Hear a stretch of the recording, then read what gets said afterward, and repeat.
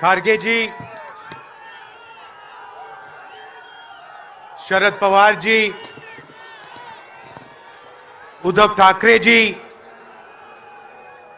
Stalin जी, Champai Soren ji, Kalpana Soren ji,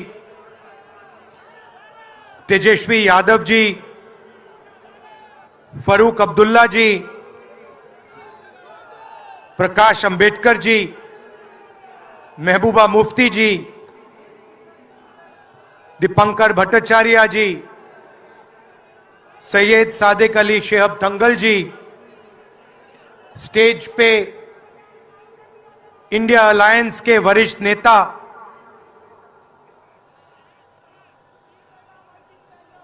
honourable CWC members,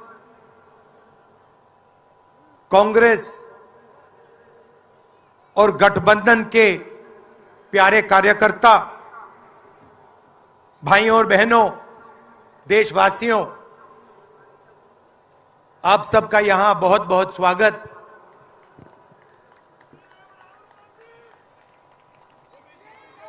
पिछले साल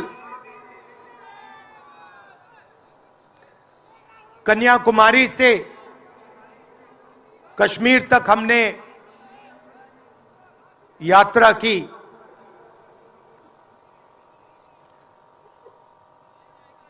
यात्रा करनी पड़ी। अगर मैं अपने आप से पूछता 2004 में, 2010 में, 2014 में कि मुझे 4000 किलोमीटर कन्याकुमारी से कश्मीर चलना पड़ेगा, मैं ऐसी बात सोच भी नहीं सकता था।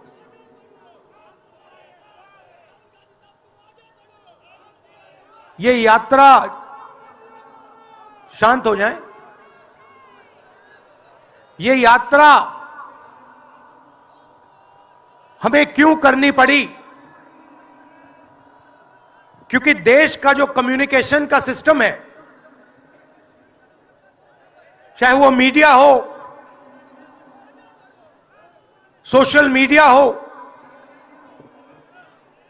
वो आज देश के हाथ में नहीं है। जनता के जो मुद्दे हैं, बेरोजगारी, हिंसा, नफरत, महंगाई, किसानों के मुद्दे, अग्निवीर के मुद्दे, जवानों के मुद्दे, वो मुद्दे आपको मीडिया में नहीं दिखाई देंगे। तो हमने ये यात्रा करनी पड़ी क्योंकि और कोई चारा नहीं था। देश के ध्यान को पकड़ने के लिए विपक्ष को 4000 किलोमीटर, और सिर्फ राहुल गांधी नहीं चला, यह गलतफहमी में मत रहिए कि ये राहुल गांधी चला है।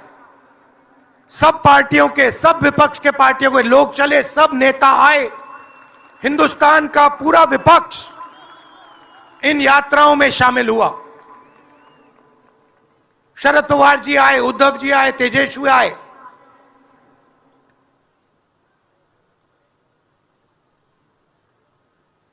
सोशल मीडिया में भी आप गलतफहमी में मत रहिए।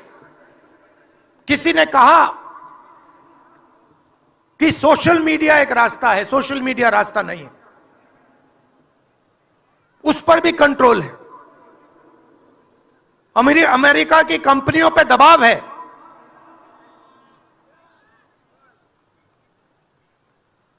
तो काफी डिस्कशन होता है कि हम बीजेपी से लड़ रहे हैं।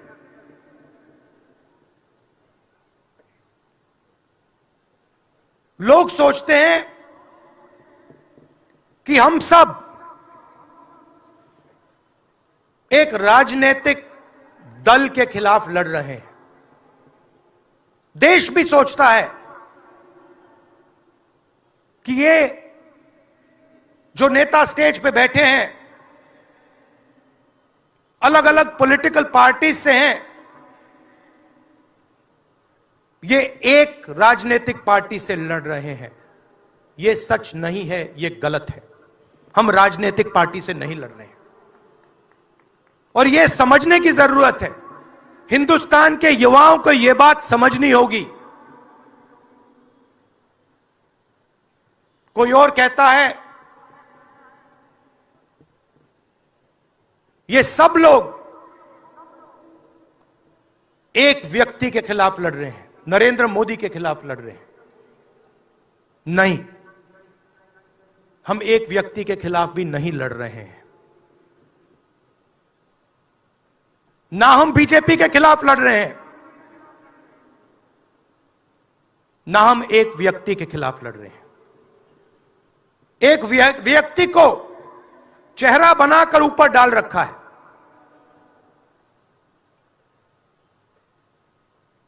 हिंदू धर्म में शक्ति शब्द होता है। हम शक्ति से लड़ रहे हैं, एक शक्ति से लड़ रहे हैं। अब सवाल उठता है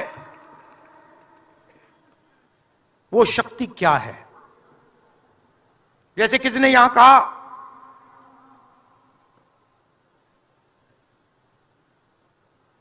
राजा की आत्मा ईवीएम में है। सही है, सही है। राजा की आत्मा ईवीएम में है।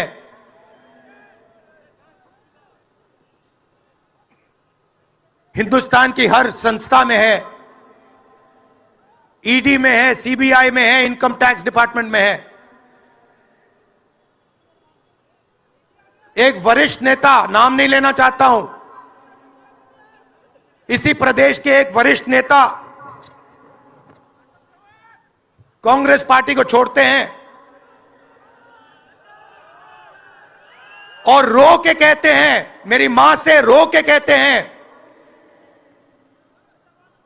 कि सोनिया जी मुझे शर्म आ रही है, मेरे में इन लोगों से, इस शक्ति से लड़ने की हिम्मत नहीं है, मैं जेल नहीं जाना चाहता हूं। और ये एक नहीं है, ऐसे हजारों लोग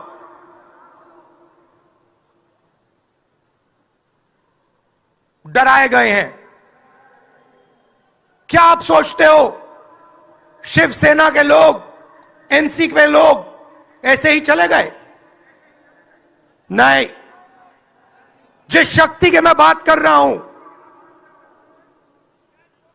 उन्होंने उनका गला पकड़कर उनको बीजेपी की ओर किया है और वो सब डर के गए हैं।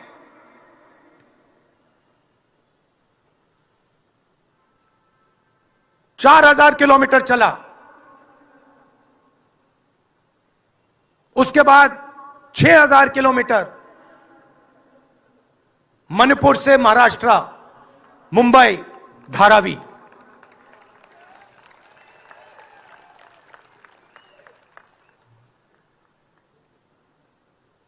क्या मैंने देखा, क्या सुना, मैं आपको समझा नहीं सकता, शब्दों में नहीं बता सकता मैं आपको। बोल रहा हूं तो बात याद आई, मेरे पास एक युवा आता है, जीप पर कूदता है, सिक्योरिटी वाले उसको मारते हैं, दबाकर मारते हैं,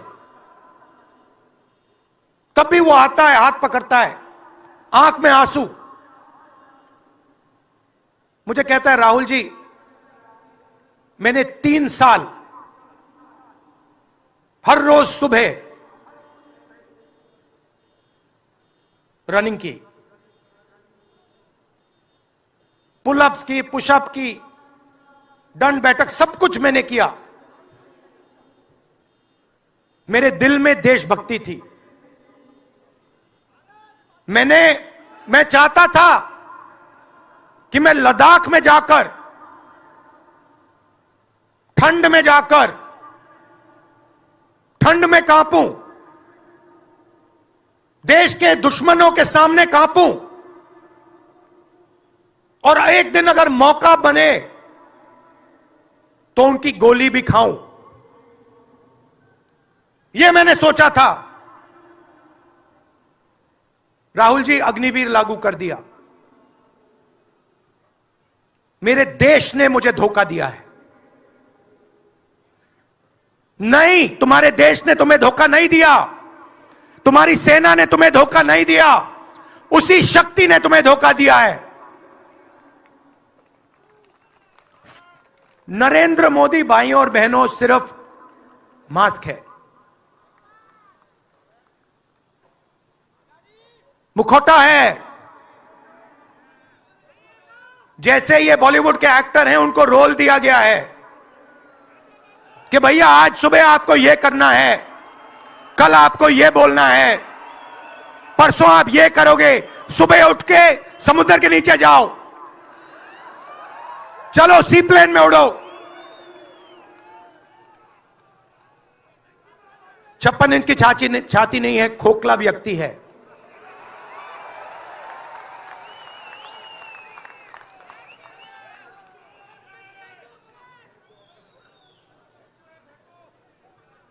धारावी को देखिए आप।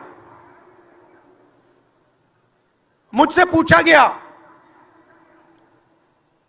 कि ये जो यात्रा होगी कहां से कहां होगी। मैंने सोचा,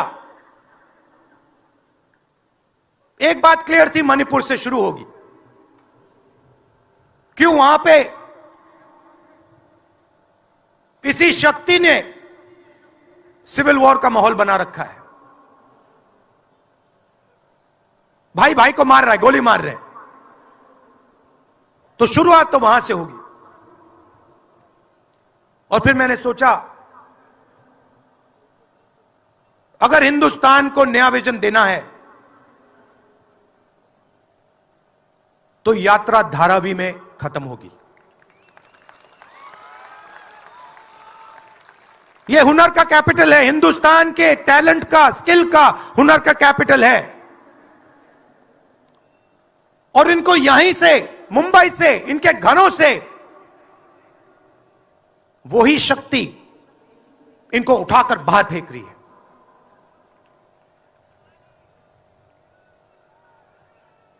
एक साथ मिलकर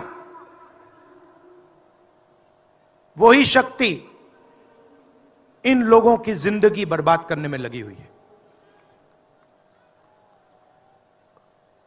मैं आपको इस स्टेज से बता रहा हूं, चाइना में एक शहर है, उसका नाम शेंजन है।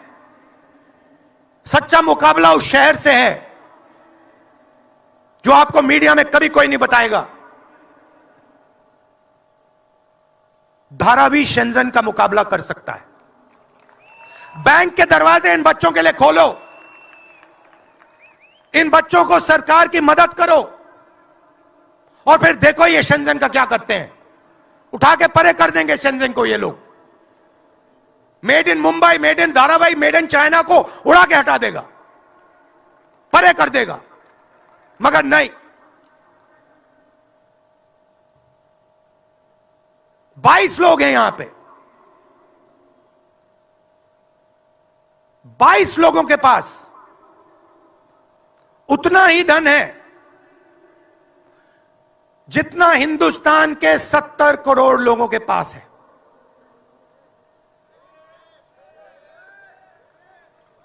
हिंदुस्तान में इंटरनेशनल एयरपोर्ट खुलवाने के लिए साल लग जाते हैं। 10 दिन में शादी के लिए इंटरनेशनल एयरपोर्ट खुल जाता है। वो ठीक है, कोई बड़ी बात नहीं है, अगर 10 दिन में शादी के लिए खुल जाता है वो ठीक है, करना है करो, मगर बाकी हिंदुस्तान में भी तो खोलो, बाकी प्रदेशों में खोलो। इन्होंने क्या गलती की है?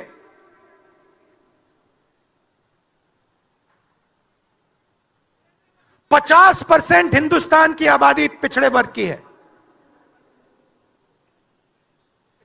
15% दलित, 8% आदिवासी, 15% माइनॉरिटी, 5% 7% गरीब जनरल कास्ट के लोग।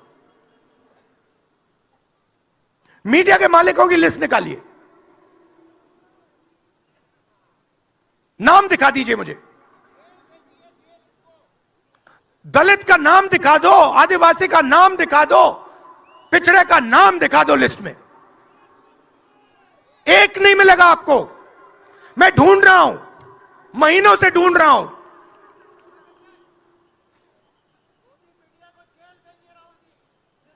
इनकी गलती नहीं है बेचारों की।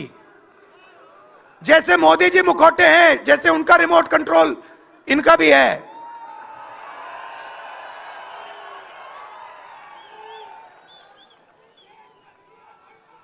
मीडिया में कोई नहीं।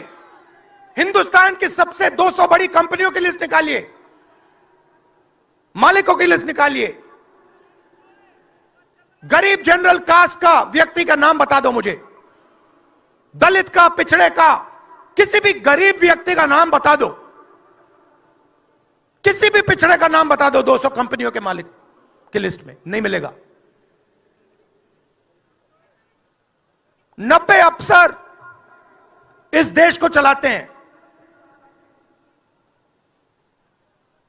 मैंने सिस्टम अंदर से देखा है, मैं समझता हूं सिस्टम को, इसलिए मोदी जी मुझसे डरते हैं। सब कुछ देखा है मैंने, सब समझता हूं। मैं अंदर बैठता था उसमें, सालों में अंदर बैठा हूं। कोई नहीं छुप सकता मुझसे, और मुझे दबा भी नहीं सकते हैं। मोदी जी को दबा सकते हैं तो 90 लोग हैं, उसमें 3 पिछड़े हैं, 3 दलित, 1 आदिवासी। फर्स्ट जनरेशन गरीब जनरल कास्ट का मुझे दिखा दो, उसमें 1 नहीं मिलेगा। बजट में 100 रुपए खर्च होते हैं,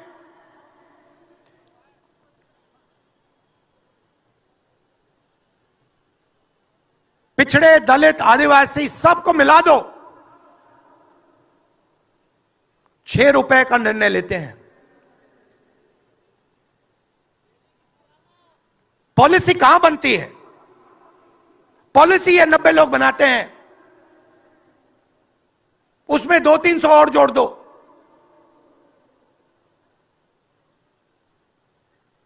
उसमें 50-60 अरबपति जोड़ दो।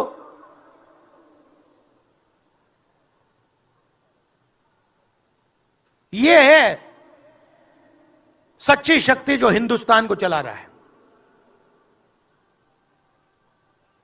और इससे आप कोई नहीं बचेगा, आप में से कोई नहीं बचने वाला।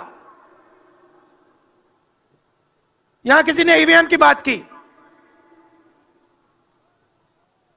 मैं आपको बता रहा हूं, ईवीएम के बिना नरेंद्र मोदी चुनाव नहीं जीत सकता है। इलेक्शन कमीशन से हमने कहा कि एक काम कीजिए, विपक्ष की पार्टी को ये मशीनें दिखा दीजिए, खोल के हमें दिखा दीजिए ये कैसे चलती हैं, हमारे एक्सपर्ट्स को दिखा दीजिए। इलेक्शन कमीशन नहीं दिखाता। फिर हमने कहा देखिए, इसमें से कागज निकलता है, वोट मशीन में नहीं है, वोट कागज में है। ठीक है, आप मशीन चलाइए, मगर कागज की भी गिनती कर दीजिए। इलेक्शन कमीशन कहता है नहीं, कागज की गिनती नहीं होगी। क्यों नहीं होगी? कैसे नहीं होगी? सिस्टम नहीं चाहता कि ईवीएम की गिनती हो जाए। क्यों? क्योंकि यह सिस्टम आपके धन को चोरी करने का सिस्टम है। यह आप लोग जीएसटी देते हो, उतनी ही जीएसटी देते हो जितना अदानी देता है। 18% शर्ट पे देते हो, उतनी वो देता है।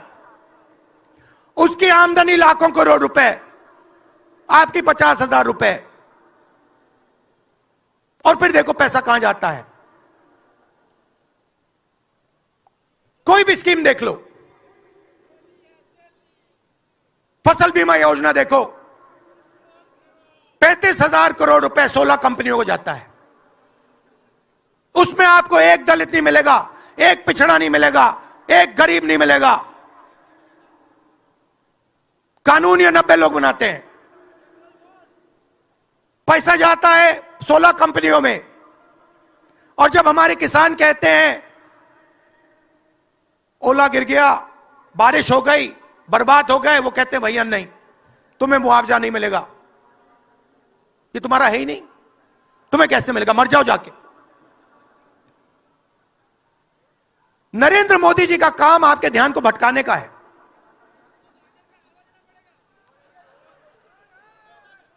कभी आपसे कहेंगे देखो देखो चाइना की ओर देखो, पाकिस्तान की ओर देखो। कभी मोबाइल फोन की लाइट ऑन कर देंगे, थाली बजाओ।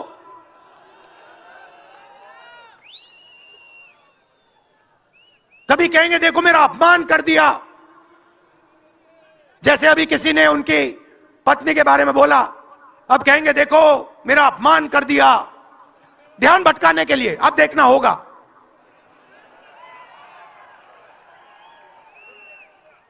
मगर यात्रा में यह सब साफ दिख जाता है, दर्द दिख जाता है, दुख दिख जाता है।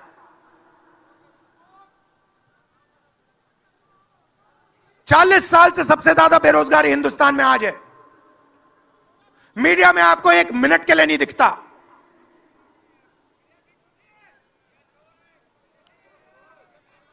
मोबाइल फोन आप देखते हो, चाइना का मोबाइल फोन, शर्ट खरीदते हो, चाइना की शर्ट, जूते खरीदते हो, चाइना के जूते।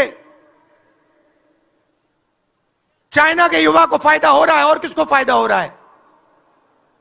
और किसको फायदा हो रहा है? यह आपने कभी पूछा अपने आप से?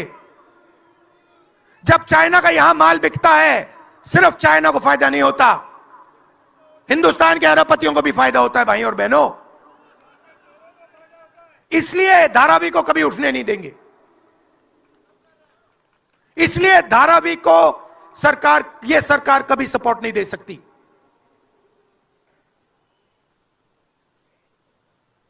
पूरा सिस्टम कंट्रोल में है।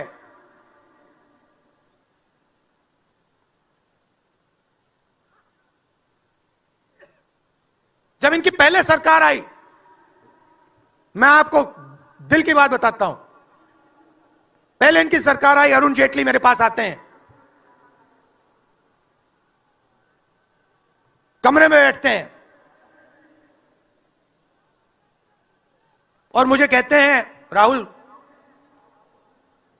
ये जो लैंड एक्विजिशन का मामला है,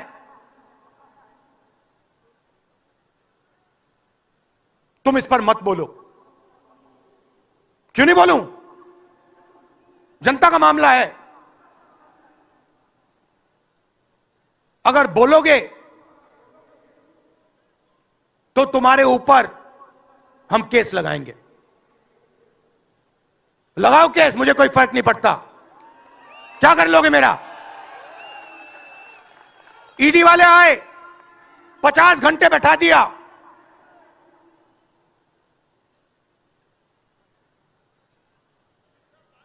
अंत में पता है क्या बोलता है ईडी का अफसर? मुझे पता है क्या बोलता है? कहता है राहुल जी, आप किसी से नहीं डरते हो, आप नरेंद्र मोदी को हरा सकते हो।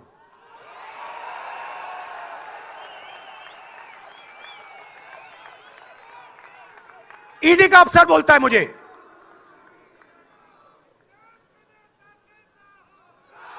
मगर मैं राहुल गांधी नहीं हूं। आप ये मत सोचो कि मैं राहुल गांधी हूं। आप ये मत सोचो कि उद्धव ठाकरे हैं। ये नहीं है, ये हिंदुस्तान की आवाज है। आप देखिए, हर प्रदेश से यहां लोग बैठे हैं। हर व्यक्ति ने अपनी यहां बात रखी। स्टालिन जी ने अपनी बात रखी, सोरेन जी ने अपनी बात रखी। ये हिंदुस्तान बोल रहा है। नरेंद्र मोदी जी की मीटिंग देखिए, वहां सिर्फ एक व्यक्ति बोलता है।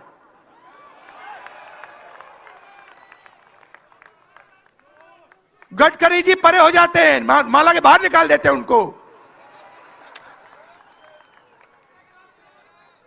इसलिए हमने इसको इंडिया गठबंधन नाम दिया है। ये हिंदुस्तान की रक्षा कर रहा है। ये सब लोग डरे नहीं हैं। ये सब लोग उसी सिस्टम का मुकाबला कर रहे हैं। आज नरेंद्र मोदी के पास भ्रष्टाचार की मोनोपोली है।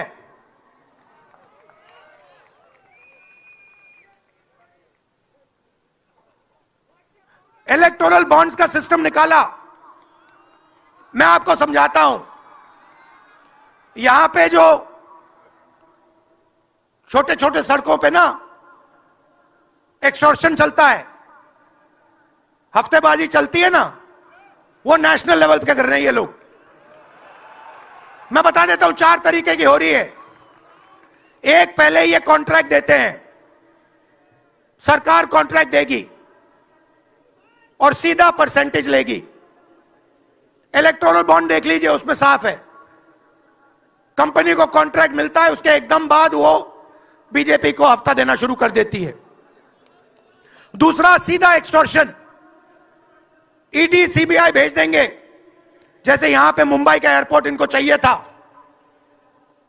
ईडी सीबीआई भेजी, एयरपोर्ट किसी और को पकड़ा दिया। सीधा एक्सटॉर्शन। तीसरा, शेल कंपनी। जैसे यहां भी किसी ने कहा, अंबेडकर जी ने कहा, कंपनी की प्रॉफिट ही नहीं है और उससे ज्यादा पैसा वो बीजेपी को दे रही है। और चौथा, कॉन्ट्रैक्ट देने के पहले पैसा दो, कॉन्ट्रैक्ट लो। देखिए, मैं आपको एक बात कहता हूं, यहां मुंबई में किसी भी गुंडे को आप सीबीआई, ईडी और इनकम टैक्स पकड़ा दो, ठीक है, वो हो रहा है, वो ही हो रहा है। एक व्यक्ति ने इनको पकड़ रखा है, उनके पीछे एक और शक्ति है, वो कह रही है भैया आप देखो हमें ये एयरपोर्ट चाहिए। आपका एयरपोर्ट मुंबई का एयरपोर्ट है ना, आपने तो देखा, सीबीआई की इंक्वायरी हुई और उसके एकदम बाद मुंबई एयरपोर्ट अदानी जी को मिल गया। तो मैं आपसे कह रहा हूं कि इससे आपका नुकसान हो रहा है। नोटबंदी की, जीएसटी लागू की, जो हिंदुस्तान का रोजगार का सिस्टम था उसको खत्म कर दिया। चाहते हैं कि यहां सिर्फ 20-25 कंपनियों का राज हो। चाहते हैं कि ये जब छोटा धंधा चलाते हैं, सब्जी बेचते हैं, छोटे छोटे दुकानें चलाते हैं, चाहते हैं ये सब खत्म हो जाए और एक के बाद एक इनको खत्म कर रहे हैं। स्मॉल और भी मीडियम मैन्युफैक्चरिंग जो है उसको सबको खत्म कर रहे हैं। यही लोग तो चाइना का मुकाबला कर सकते हैं। जो स्मॉल और मीडियम इंडस्ट्री है वही तो चाइना का मुकाबला करेगी, वही तो देश को रोजगार देगी। उस नींव को उड़ा रहे हैं। और आपको खड़ा होना पड़ेगा। आपके बिना काम नहीं बनने वाला। आप हो भारत माता, आप सब भारत माता हो, और आपकी जिम्मेदारी बनती है, हमारी जिम्मेदारी है, मगर देश के युवाओं की भी जिम्मेदारी बनती है।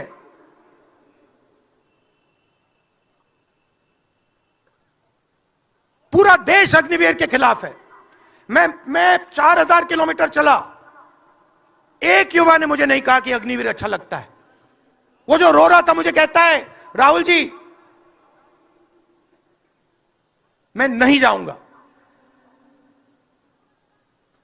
मैं नहीं जाऊंगा, मैं अग्निवीर नहीं बनूंगा। और फिर मुझे कहता है, राहुल जी जहां पे पहले हम दौड़ने जाते थे वो सब खाली पड़ा है। यात्राओं से मुझे बहुत सीखने को मिला, दर्द भी हुआ, चोट भी लगी,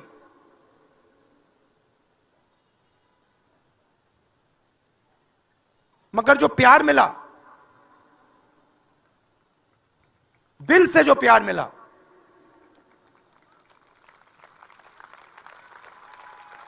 वो उसका कोई मुकाबला ही नहीं है। मैं बता ही नहीं, समझा नहीं सकता आपको। और जो भी आप मुझसे करवाना चाहो, जहां भी आप मुझे बुलाना चाहो, मैं आपके लिए और इस देश के लिए हाजिर हूं। यह नफरत का देश नहीं है, यह मोहब्बत का देश है। नफरत जानबूझ के फैलाई जा रही है। नफरत इसलिए फैलाई जा रही है कि आप अपना ध्यान इधर उधर करो और आपके जेब में से आपका पैसा लूटा जाए, छीना जाए।